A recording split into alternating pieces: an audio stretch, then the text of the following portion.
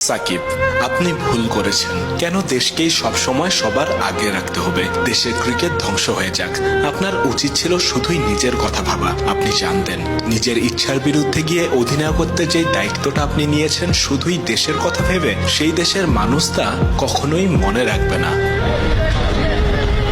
সাকিব, আপনি ভুল করেছেন। বিশ্বকাপের আগে সেই ইন্টারভিউয়ে অপ্রিয় সব সত্য কথাগুলো বলাও ছিল আপনার বড় ভুল।